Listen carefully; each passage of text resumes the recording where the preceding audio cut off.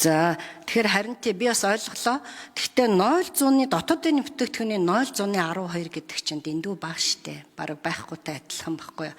Гэтэл өнөөдөр энэ Хятадын цахим эдийн засгийн аж үйлдвэрийн хөгжлийн тайлан гэдээ би харж байна л 23 оныхан штэ. Хуучирсан тоо. Гэхдээ энд бол Хятадын цахим эдийн засгийн цар хүрээ 50 их 80 юаныг давж дотоодын нийт бүтээгдэхүүнийхээ 41.5% хүрд. Гэтэл манайх 0.12 гэдэг чинь бага байхгүй. Би байхгүй гэж огт хэлээгүй мэдээж байгаа. Гэхдээ хитрхи удаан байна, муу байна.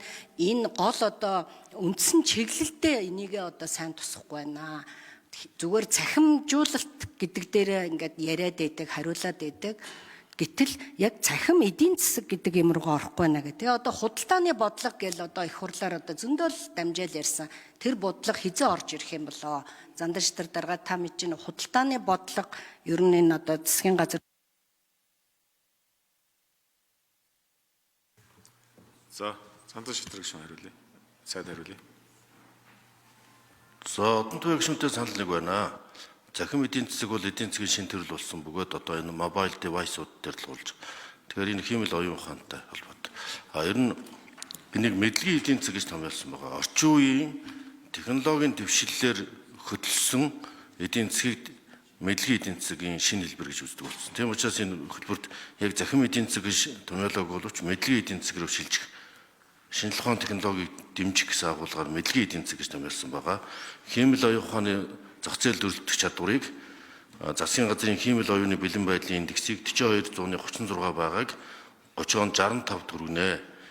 Дижитал шилжилт ба одоо мэдлэгийн эдийн засаг хоёр бол нэг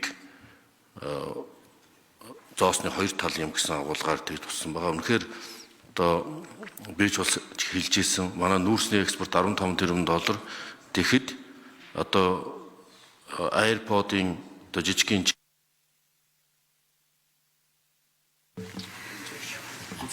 За, ерхий сайд гүйцэж хариулъя. Тийм учраас ганцхан жишээ дуртахад бид бас зохицол гишүүн ч гэсэн түрүү асуугаад байсан 5 жилийн шаардлагатай юу гэж. Бид бүс нутгийн интеграц нэгдэх шаардлагатай. Одоо бүгдээ хятад ард улс гэхэд 15 дугаар 5 жилийн төлгөөгөө 3 сард батлана. За тэнд энэ захим оюун, хэмэл оюун ухаан, захим эдийн засгийн шин төрлийг хөгжүүлэх гэх мэтлэн ингээд зүүн хойд Азийн бүс нутагт нэвтэрж байгаа технологийн дэвшлиг яаж засаглалд, үйлчилгээнд, төрийн үйлчилгээнд за эдийн засгийн шинэ хэлбэрээр хөгжүүлэх юм зохис бодлого тусч байгаа юм байна. Тэгээ энэтэй энэ эдийн засгийн шинэ эдийн засаг бий болох асуудал асар уудам газар нутагтай хүн ам цөөтэй Монгол улсын үед хэмэл оюун ухаан, робот технологи, аж үйлдвэрийн 4-р технологийн 4-р хувьсгалын ирэх үед бол захим эдийн засгийг хөгжүүлэх заашгүй шаардлагыг мэдлэгийн эдийн засаг гэдэг агуулгаар томьёолсон гэж байна.